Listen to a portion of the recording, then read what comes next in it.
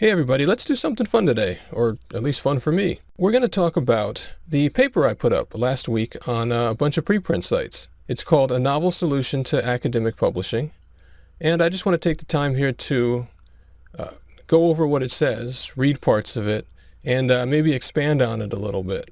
It goes over a lot of stuff, some of which we've talked about already on the channel, so when we get to those parts I will just maybe skip over that a bit and just focus on the stuff that I think is interesting or that we could potentially say more about.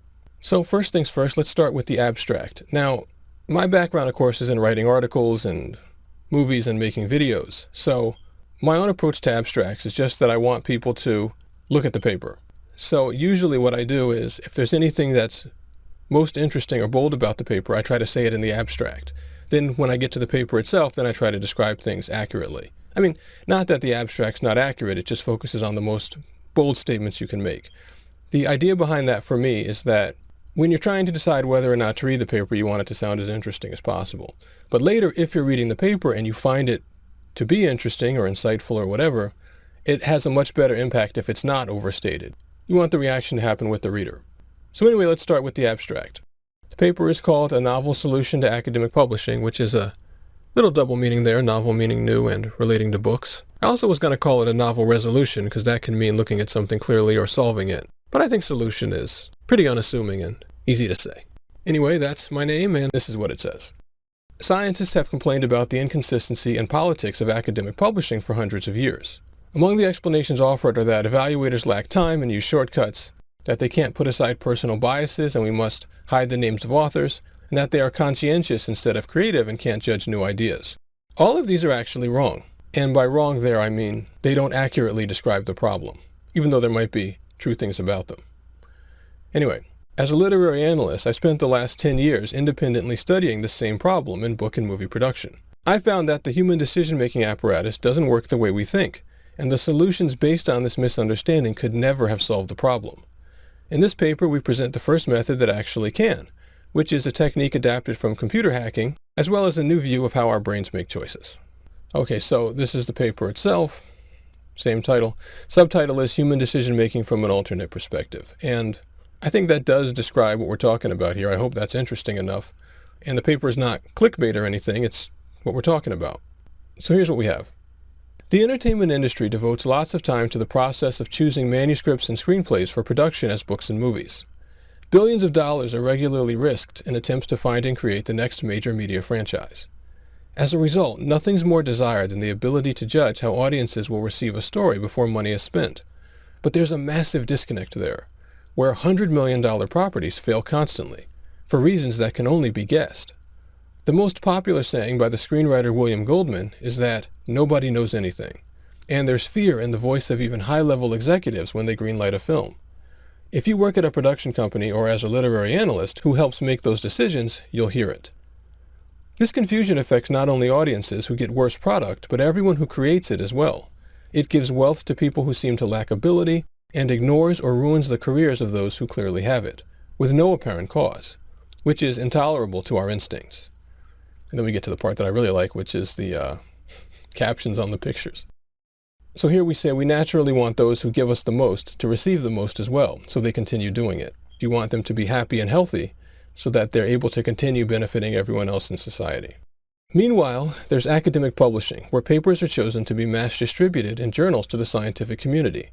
One might assume, as I did, that this wouldn't occur there. After all, science often deals in concrete numbers, so it should be clear which ideas produce better results, in contrast to entertainment, where feelings are the only measure. But the same problems seem to exist. A recent paper on the matter by Jonathan Tennant and Charlotte Wine states that researchers are evaluated primarily based on the journals that we publish in, rather than any intrinsic merit. And evaluations are baseless, senseless, and harmful. Even Einstein's honest mirabilis papers were ignored by physicists when they were published, and would take over a decade to receive public recognition and the Nobel Prize. And that's something that's really relevant. A lot of people think that Einstein published his honest mirabilis papers in 1905, and he was immediately catapulted to worldwide fame. Not at all. He didn't win the Nobel Prize till 16 years later in 1921. He didn't finish general relativity until 1915, which is 10 years after that. 3 years after he published those papers, he was still working at the patent office. So when you look at the reality of these things, even the best ideas possible, well, we'll talk about that later in the paper, but even the best ideas possible don't generate the reaction that people think, which is an immediate payoff. Anyway, let's keep going. The Nobel Committee itself has been accused of the same style of decision-making. Speaking of its literature category, the journalist Andrew Brown said that the pursuit of excellence in art is entangled with the pursuit of social prestige. The Academy behaved as if the meals in its clubhouse were as much an accomplishment as the work that got people elected. The ideal is for a great idea to rise of its own merit, regardless of the notoriety of its author or the biases of others. But if the most prestigious judges and the greatest scientific papers display the same biases and odd treatment, and the pattern matches exactly what we see in entertainment publishing, it's clear that this ideal has likely never been realized. But this may not be for the reasons we think. Perhaps this is not because people are bad, but because people are people. It's simply the result of natural and reasonable human behavior, and we haven't fully understood it. We can see this by looking through academic lectures and papers on this topic. Several common explanations tend to be offered. First, that evaluators have limited time, so they must use shortcuts to recognize whether a paper is worthwhile. Second, that evaluators use poor measures because they don't know enough about the field in which they're judging. And third, that people in academia are selected for conscientiousness instead of creativity. In other words, their ability to follow rules instead of understanding things, which suggests that they can only judge a paper by how well it fits into the system they've been taught. I picked those 3 examples very specifically because there's other people who you can listen to on YouTube who have discussed the same problem, and they've offered those suggestions. And I want to address all of them because when you first listen to them, they sound like they make sense and they're simple explanations, but they can't actually reflect all the evidence. And those aren't the only examples I've discussed or focused on. I actually have a long list of every possible explanation for this that I've ever heard. And I compare all those examples to what we can see to see if it explains all of them, and none of them actually do. I just chose what seem to be the major ones for this paper. So let's continue. These are logical conclusions that a smart person would find. But when compared to enough examples, it's clear that none of them are fully accurate. Reading staffs, like the one I worked on, have no deadlines for many submissions. By the way, the plural of staffs might be staves, but maybe that's just in role-playing games, I'm not sure. But their judgment remains disconnected from public opinion. So much so, actually, that experiments found that staff readers will reject their own company's published books repeatedly when the author's name is changed. That is the STEPS experiment, and you definitely want to read that. I mentioned that to some people a couple of weeks ago and described it, and they were like, why have I never heard about this? It is the most significant result in any publishing study that I have ever seen. And it was done several times in response to some criticism that people in publishing made to try to explain why their readers rejected their own books, and they rejected it again, each time with feedback that meant no sense. And we're going to explain exactly why that is, because this experiment matches what we're talking about perfectly. So perfectly that it kind of weirded me out. But anyway, yeah, click on that and check that out. So we have our another picture here, which is a rejection letter sent to a scientist, which actually looks like one that you'd get from a publishing company. And the caption says, "The problems in literary publishing seem to match scientists' frustrations with academic journals." So let's move on. But if you think these people simply aren't competent enough to know good work, consider that Vincent van Gogh, and Leonardo da Vinci didn't care for what are now considered their greatest works. Van Gogh called Starry Night a failure in his letters, and da Vinci never turned the Mona Lisa in for his commission and didn't even mention it in his will. It's safe to say that both were experts in their field, had plenty of time to judge the paintings while making them, and had creative instead of conscientious minds. Likewise, the same conscientious academics who seem stuck in the system when evaluating papers tossed that system aside to hand honorary degrees to unqualified celebrities. So something else must be happening. On top of that, the most common solution in academia, hiding names of authors and referees to, in theory, force impartial evaluation of the work, doesn't succeed either. A 1985 essay by journal editor Richard Watson said that double-blind refereeing fosters at least as much irresponsibility and unfairness as it is meant to prevent, and, among other things, allows a referee to read a paper quickly and accept or reject it on superficial grounds, which we'll explain later. So this is a far more vicious problem than we may realize, and with so many failed theories and solutions, it's tempting to throw up our hands, use a catch-all phrase like "life is hard," and move on. But let's not. We have centuries of examples of valuable people starving, being ignored, and even, like Van Gogh, taking their own lives due to the situation. Combine that with the knowledge of how many we must have never seen at all, and the problem was serious enough to me to study this for over a decade in an effort to truly find out what was happening, which it now seems has been happening in academia as well. This is an overview of the results, and we have a caption that says, "Evaluators supposedly lack knowledge or creativity, but expert creative artists shelve their own work in similar situations." That is to me an incredibly powerful example. If you're trying to criticize the people making the decision, how do you explain that the people who have all the creativity and all the expertise do the same thing if they see their own work without the normal context that makes work famous or that makes people proud of their work? At some point we'll do a video on why people think their mixtapes are fire, and we'll talk about exactly that. But let me say that if you're going to propose an idea, you have to be able to explain all these things. Anyway, the first important thing is that the human decision-making apparatus doesn't work the way we think it does. It's assumed that emotion and reasoning are separate functions, and that the emotions are an ignorant animalistic thing that must be turned off for ideal reasonable thinking. But emotions are actually a key part of reasoning. They allow our instinct, which is extremely sophisticated but inflexible, to work in concert with our intellect, which is comparatively simple, but able to adjust to situations that aren't already coded in. And people get that backwards all the time. They think the instinct is simplistic and that the intellect is the thing that has all the sophistication, but it's the exact opposite. The instinct takes into account so many more things that people have no idea about.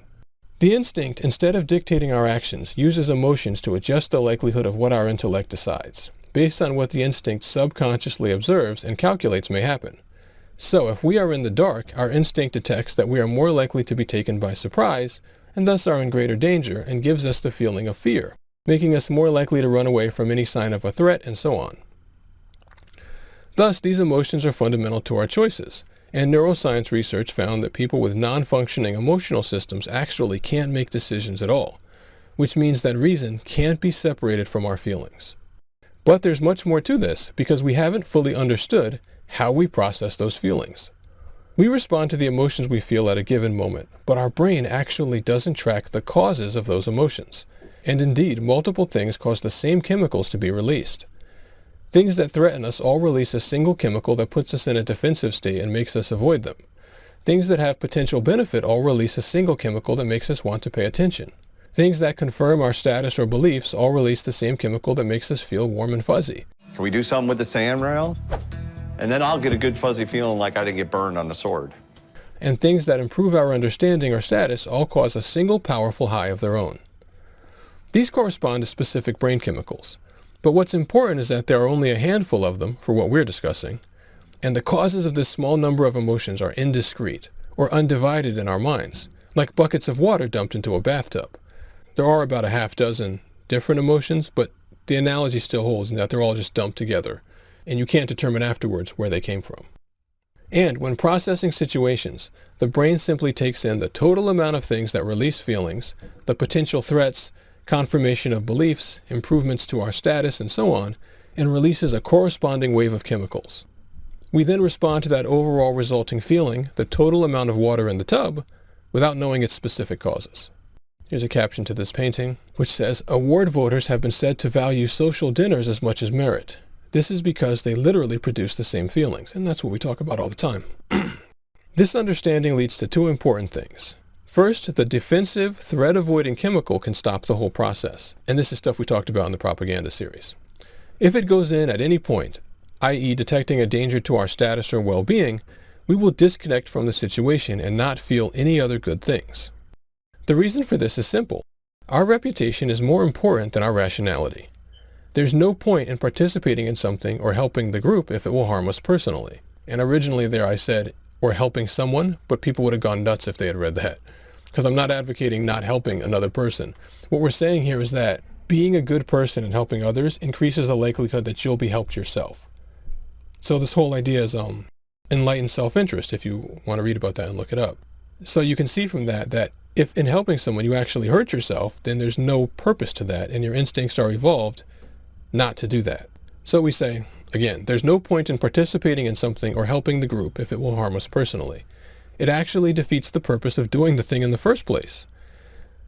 Likewise, it doesn't matter how right our ideas are if we end up rejected from the group or looking foolish and can't mate. So, people at all levels instinctively only pursue the truth when it won't hurt their own status, which is logical. Expecting otherwise is like asking them to paint the house when they can't breathe. And I will write a paper at some point that goes into all that stuff in much more detail because there's so many fascinating things that fall out of it once you realize that that's how we work.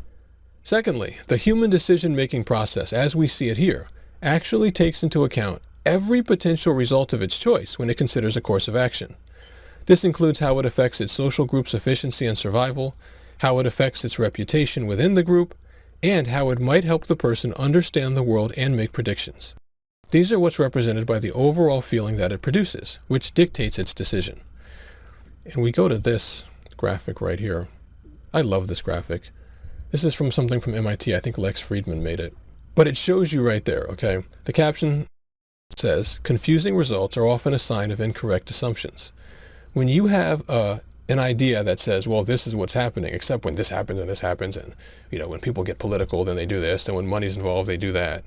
What you get is what you have on the left, an idea that has all kinds of band-aids over it to try to fix it. But if you look at it the other way, like what we've been talking about, where people simply take into account the value of an idea to their group, their own reputation, and prioritize those things for logical reasons, because it doesn't matter if you're right if you can't mate because the group doesn't accept you or doesn't think highly of you, then you get what you see on the right, which is a very clear model that makes sense. And of course, Occam's razor tells you that the one on the right is more likely to be true because that requires fewer inconsistent or uncommon things to happen. But one thing there is crucial. As we said, two major contributors to our overall feeling are our social group's efficiency, meaning our desire to find, follow, and reward the most capable people, and our own status and acceptance within that group. This actually means that we have inherent emotional responses to encountering people who have great ability or status, and to things that have great effect on or interest from the rest of our group. All of these trigger the feelings of curiosity and warm belonging that make us want to follow, pay attention, and participate, and thus contribute to the overall feeling we can get from something. This is thus a powerful factor when we decide if a paper is good enough to publish, mainly because we choose based on whether it passes a certain threshold of feeling for us. In social dynamics, a similar concept is used to explain what makes someone say yes to a date, which is called buying temperature.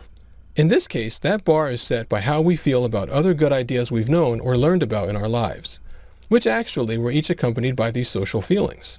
After all, we each spend our formative years learning from parents and teachers, who are more powerful than we are, and often surrounded by attentive students. The ideas we're taught in that period are the best that society thinks it has. Likewise, in entertainment, we tend to be part of an audience or online comment section, taking in the supposed best entertainment, with an author, actor, or other powerful figure as the center of attention. So we're conditioned to expect the accompanying feelings when we see a good thing. Note, though, that what we come to expect is not the situation, being in an audience and so on, but the stimulation, the brain chemicals we feel. And that is a major difference. And let me take a second here to talk about how important it is to have the correct view of what's going on. If you follow an idea about this that sounds like it's true, because there's a lot of things that are simple and sound like they're correct, but that don't match up. If you follow one of those ideas, you will not be able to explain what you see. So let me give you an example. Let's say you look at the problem we're talking about and you decide that people are conditioned to follow an authority figure. And that's what it's about. It's about parents, it's about teachers, it's about academic superstars, it's about famous actors, all that. You have to be an authority figure and then people will listen, right? You can't explain this young lady. Your theory cannot explain why people are taking this girl seriously and listening to everything she says, because she is the opposite of an authority figure. She's just a girl. That's why you have to view it the right way. It's not the situation. It's the stimulation. It's the brain chemicals that are triggered. Because when you see a little girl talking, that's the context effect. And so it makes you more interested when that person talks. It's somebody outperforming expectations. So that dumps your brain with dopamine, which is a chemical that makes you want to pay attention. And it's the level of dopamine in your brain alongside other chemicals that sends you into the mode where you start listening to what you hear and taking it seriously. So that's why I pointed that out so clearly. It's not the situation, it's the stimulation, the brain chemicals we feel. So let's move on. This matters most when a person considers a new submission, a screenplay, manuscript, or as it seems, scientific paper with no reputation. We're supposed to judge it by the quality on the page, but we actually decide in the only way we can, by consulting how reading the thing makes us feel. And since that feeling lacks the social elements that we've learned come with a good idea, the new submission automatically fails the test. And even good ideas are judged by our feeling. When something matches the ideas we already have, that gives us the feeling of confirmation, which is the warm and fuzzies. When something creates new connections in our ideas, that releases another chemical, which is serotonin, which is also released when we improve our social status and so on. So even the measures that our brain uses to judge ideas come down to the same feelings. So let's move on. But our instinct doesn't tell us why we feel what we do. And thus, the evaluator essentially guesses at why the submission isn't good enough for them. This is why researchers, as we quoted earlier, find the feedback their papers receive to be baseless and senseless. And there's countless examples of this. I've only used a handful in this paper. If we wanted to, we could just go through Google and a bunch of discussions of it and find countless people saying the same thing. I've published a few things, and the kind of criticism... Oh, right. Like the guy who had Elon Musk on his program twice is going to give us an accurate assessment. Yeah, Next. exactly. Right? It's just very low level. Like without actually ever addressing the content. Furthermore, this occurs no matter how good the submission may be, because, as we said, all the great ideas we remember combine the ultra-high quality of the idea itself, since it's usually being taught in school, with feelings of social momentum and a powerful person as the source. We remember the things that affect us the most, and on a large enough sample, the high watermark for something will always involve all the variables being at or near their peak. So our measuring stick, our waterline, inevitably requires a level of emotion that an unknown idea can never reach.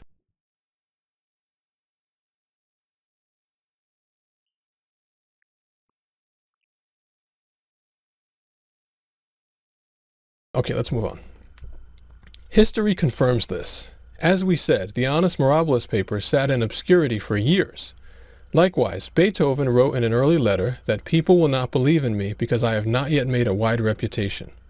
Luciano Pavarotti, now widely considered the best opera singer ever, worked odd jobs for 6 years while singing in small unpaid recitals. Similarly, J.K. Rowling's manuscript for the first Harry Potter novel was rejected 12 times, and the publisher who picked it up was unenthusiastic and advised her to get a job. And lest you think she had to improve, Rowling was rejected again after she was famous, years later, when she sent a new book to the publishers under a pseudonym, and was even told to take a writing course. Hopefully the point is established. A submission without reputation or social momentum in the mind of any evaluator will register as not good enough to be accepted no matter what it is. And I told Roth that if he really wanted to sign Michael, he had to treat him like a tennis player and create a brand around him of shoes and clothing. And he felt that Michael had no credibility as a 21-year-old basketball player. I literally wanted to strangle him. But this does, of course, bring us to another issue. This suggests essentially that nothing will ever be published, or nothing new will ever be published, which is slightly different than what we observe. And that's probably the only instance of sarcasm in the paper. So when do unknown submissions actually get picked for publishing? And we talked about this in the Harry Potter video. Well, since the social feelings are missing from any unknown paper, it happens when the paper carries an extra source of emotion for the evaluator that gets it to the necessary level. Such as, for example, if it's about farming and the evaluator grew up on a farm, or if the author of the submission is related to the evaluator, or many other random things. This can be seen everywhere in entertainment. The screenplay of the film Alien, for one, only got produced because the decision maker in question had just seen Star Wars and was looking for anything that happened in space. But the same is true for our earlier examples. And this is cool because we get to go back to things we talked about before and show what was going on within our own idea. Pavarotti got his first real opera job because a singer was looking for a tall tenor to stand beside her. Harry Potter and the Philosopher's Stone was actually picked up by the original publisher because his 8-year-old daughter, who was too young to have finished his conditioning process, liked it. That's also, by the way, how I picked up the first producer for something I wrote. He gave it to, I think, his son or nephew, and his son or nephew liked it. Our interest in Beethoven, despite his talent, is largely from the dramatic irony of him being a deaf musician. And you might wonder about Mozart. Mozart is known as the best composer ever. One person can have that status, and that creates an attraction all of its own. Top 10 bugs. I just watch it. You need to know what the number I just need to know who the baddest bug is. But everybody else has to have another thing going for them. Then, on the scientific side, we return to Einstein. Did he become famous because the brilliance of relativity won out? Actually, in the year his eclipse tests were conducted, the editor of the New York Times happened to be an amateur mathematician with a noted distrust of Isaac Newton's theories. And that's a huge point, and I didn't know that when I made the Einstein video originally. Most of those stories and those big headlines that you read about revolution in science and all that are from the New York Times. And those all came from that editor who had that extra reason to want people to know about Einstein's work. Now, let's apply this to academic publishing, and particularly double-blind refereeing. You could just say blind refereeing, but no one really calls the process blind refereeing. They call it double-blind, where both the author and the referee's name are unknown. So we're really talking about the referee not knowing the name of the author, but the general practice is called double-blind refereeing. As we've discussed, it's been found to do little for unknown authors, since removing normal social feelings from papers doesn't actually make unknown material have more appeal to evaluators. Instead, it makes everything they see have zero appeal. And here we have another one of these graphics. This is one with a bunch of people all climbing up on ladders, but the idea, of course, is that all of these things are up on this platform, and people don't necessarily realize it when you're looking at or choosing from among them. Anyway, the caption says, "Our normal, seemingly merit-based preferences are actually the choice between things with sufficient social momentum." And I think that's a really huge conclusion that runs contrary to the way almost everybody thinks about the way the brain works. So let's scroll down. But as we said, in that situation, random extra sources of feeling become disproportionately powerful. They are, in fact, required to get an evaluator to feel enough about something to decide that it's good. This is why the editor we quoted earlier concluded that double-blind evaluation allowed a paper's referee to accept or reject it on superficial grounds. The more of that basic feeling you take away, the more people need random extra feelings to decide what they want to put through. And they end up guessing at why everything feels too weak for them, and that's when you see superficial evaluations and people letting things through for all that random stuff like somebody's hair color or how they walked in the room and so on. So, while we see here that double-blind evaluation can address some goals in improving publishing, like reducing the impact of personal squabbles, in terms of the larger goal of having pre-publication evaluation match post-publication group opinion, double-blind refereeing cannot work. And I think that's the best way you can state the larger goal. You want to be able to tell what people are going to think afterwards when the individual person first looks at the paper. You can't necessarily say that you want to judge it accurately because the people afterwards might not judge it accurately either. Sometimes it takes time. Then we come to the line that I went to great trouble in writing the paper to try to make sure it fell on the bottom of the page, so it's a little cliffhanger. But is there anything that could? I think so. The problem to this point has, of course, resisted the attempted solutions. But a clearer understanding of a problem can often suggest new answers.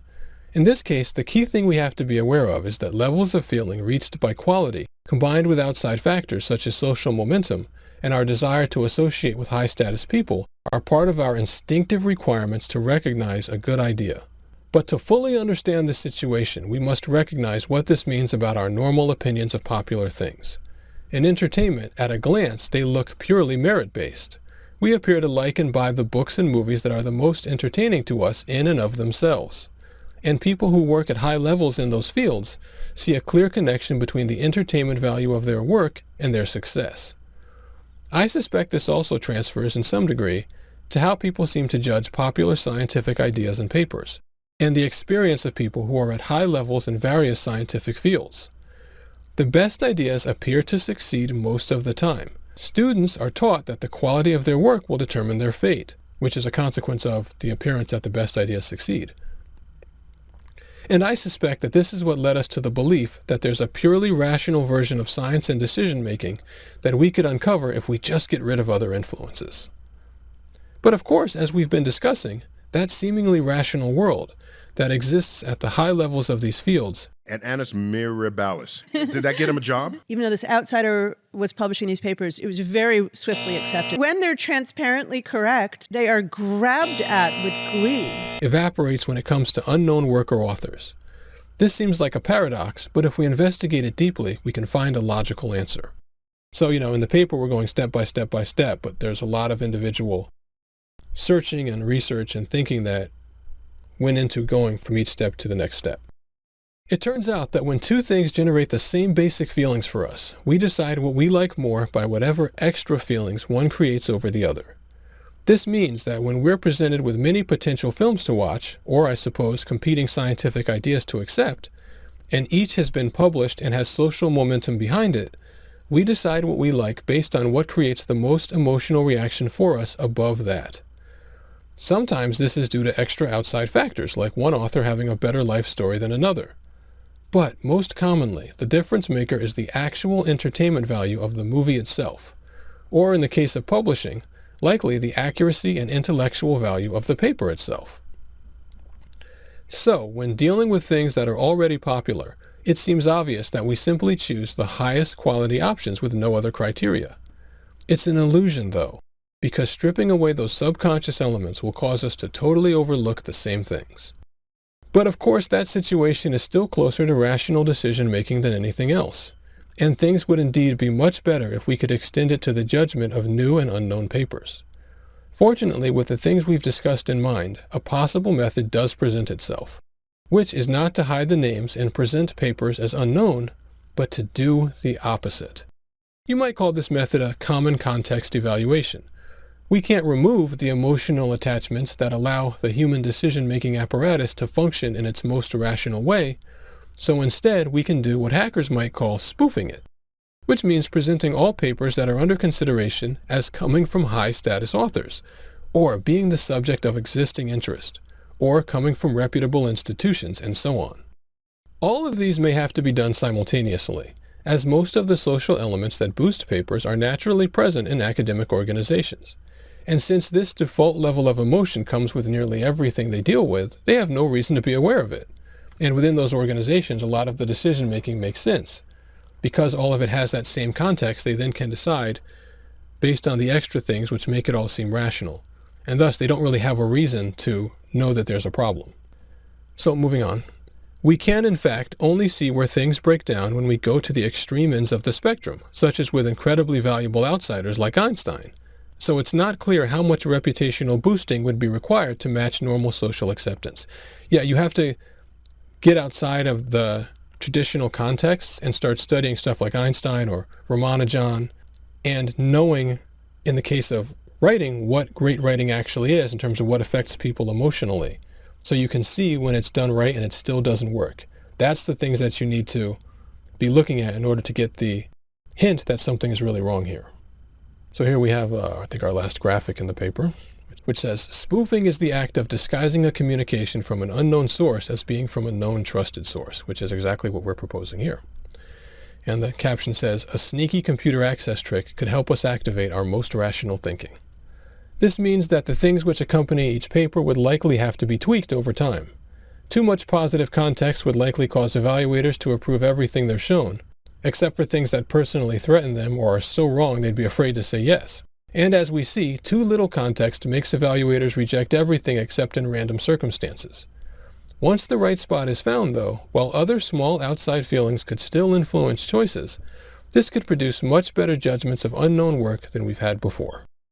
There's my sign off. The concepts in this paper also lead to far more than what we've covered, and that's what the YouTube channel is about and the other papers. And I'm going to write some other papers to expand on things that I mentioned in this one, like the things about protecting our reputations and so on, because there's so much to go into and all that. And I provided the link to my YouTube, Twitter, and Facebook pages, and my email address, and signed off on the paper the same way I'll sign off now. Thanks for your time. And if you spent the time to listen to this, thank you. I really appreciate it. I haven't been worrying about the YouTube algorithm that much this year. I've just been uploading what's interesting to me and trying to get in contact with some new places that might be able to help me publish and spread and develop some of my work. So we'll see what comes of all that. And if you want to ask any questions, put them in the comment section. And beyond that, I'll talk to you soon.